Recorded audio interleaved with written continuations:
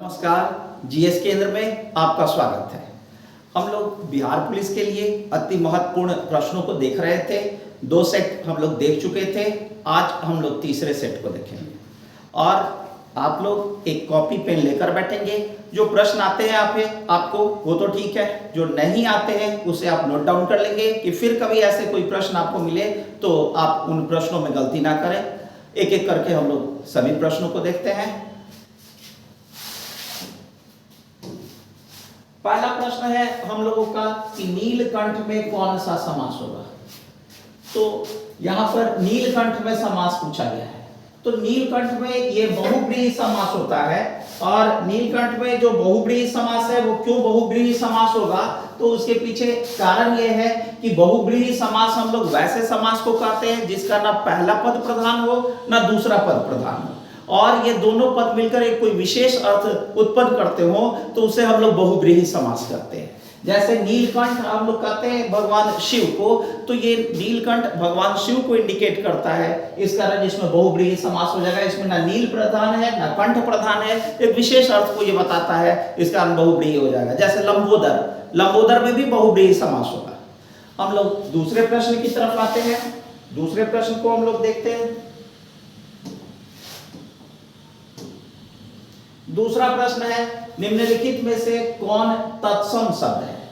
तत्सम शब्द हम लोग वैसे शब्दों को कहते हैं जो संस्कृत से सीधे सीधे ले लिए गए हैं, वैसे शब्द तत्सम शब्द कहे जाते हैं। तो इसमें तत्सम शब्द आपका कौन हो जाएगा, सूर्य। सूर्य सीधे सीधे संस्कृत से ले लिया गया है, ये तत्सम होगा। अग्नि ये तत्सम शब्द होगा। संस्कृत में जैसे ये लोग इस्तेमाल होते हैं वैसे ही हिंदी में इस्तेमाल अगर कर लिए तो वैसे सभी शब्दों को हम लोग तत्सम शब्द कहते हैं।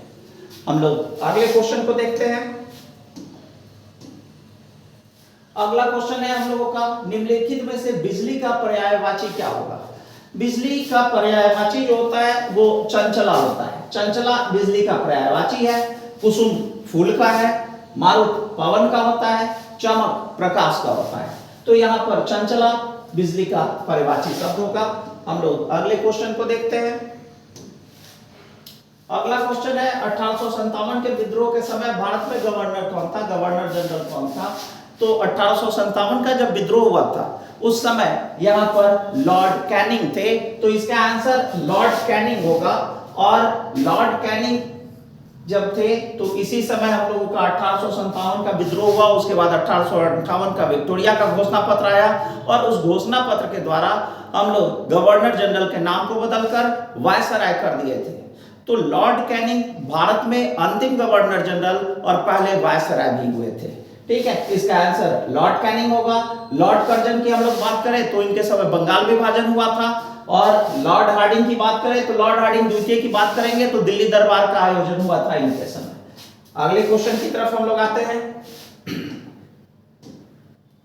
अगला क्वेश्चन हम लोग का है सत्य शोधक समाज की स्थापना किसके द्वारा की गई थी।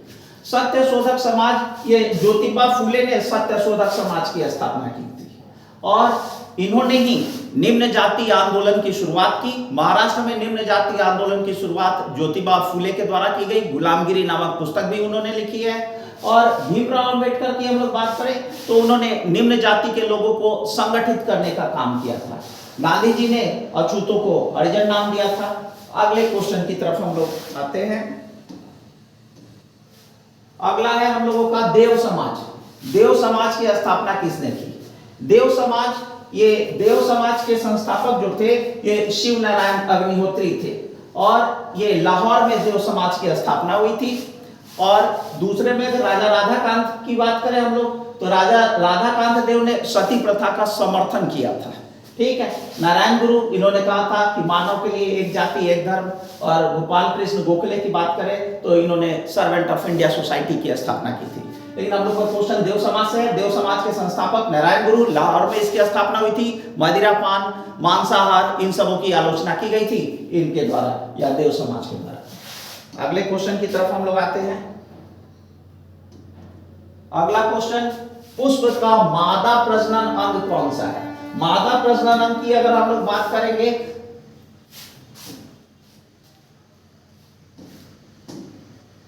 पुष्प का मादा प्रजनन अंग कौन है,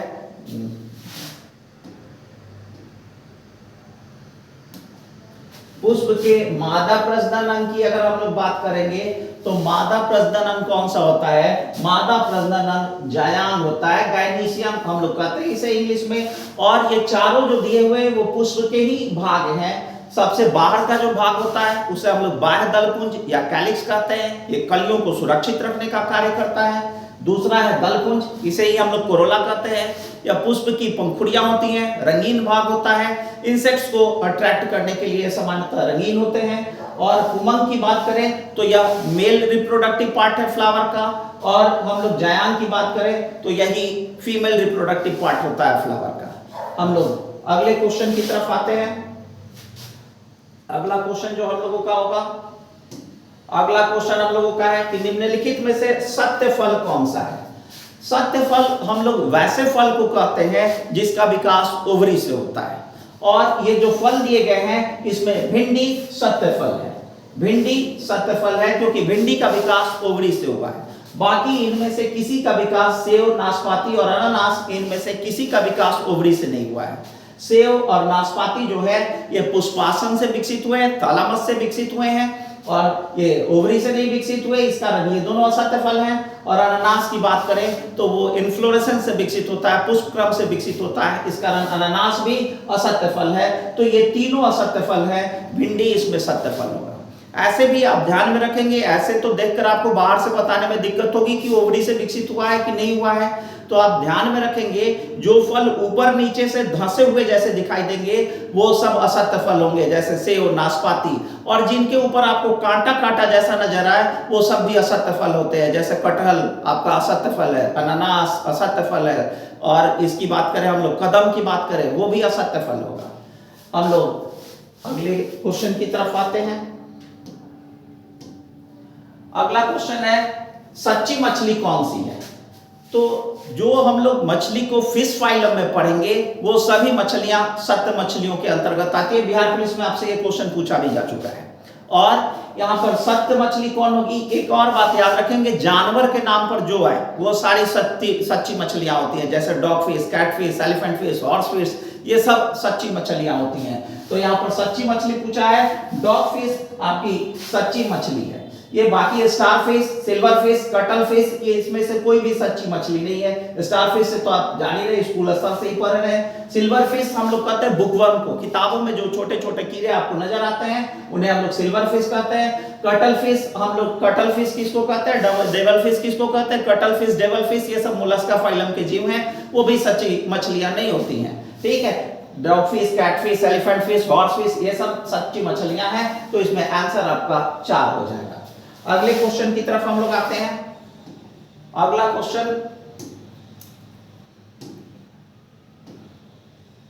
क्वेश्चन है कि मधुमक्खी के पालन को क्या कहते हैं?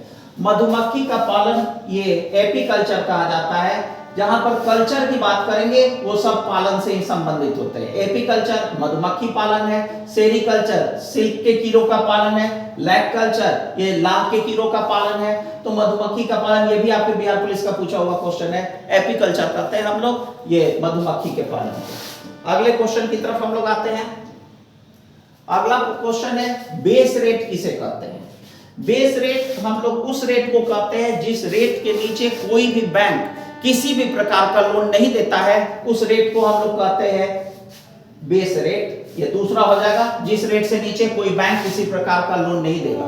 ठीक है, आरबीआई जिस रेट पर वाणिज्यिक बैंकों से लोन लेता है, ये तो रिवर्स रेपो रेट की बात हो जाएगी। जब आरबीआई लोन लेगा, खुद लोन लेगा आरबीआई, तो वो रिवर्स रेपो रेट हो जाता है। और ये बेस रेट ये हुआ कि जिसके नीचे कोई भी बैंक किसी प्रकार का लोन नहीं देगा। हम लोग अगले क्वेश्चन की तरफ आते हैं। आंख की रेटिना पर कैसा प्रतिबिंब बनता है? रेटिना पर हमेशा उल्टा प्रतिबिंब बनता है, और जो उल्टा प्रतिबिंब बनता है वह वास्तविक प्रतिबिंब होता है। तो इस कारण आंसर आपका 2 हो जाएगा। यहां पर दूसरा आंसर हो जाएगा वास्तविक और उल्टा प्रतिबिंब बनता है रेटिना पर। हम लोग अगले क्वेश्चन की तरफ आते हैं। अगला क्वेश्चन हम लोगों का है, ये क्वेश्चन नंबर 13 होगा, 3 हो गया है। क्वेश्चन नंबर 13 है कि पानी में डूबा हुआ साबुन का बुलबुला किस लेंस की तरह कार्य करता है? तो पानी में डूबा हुआ बुलबुला हमेशा अवतल लेंस की तरह कार्य करता है। इसमें आप अवतल लेंस याद रखेंगे। अगले क्वेश्चन की तरफ आते हैं हम लोग।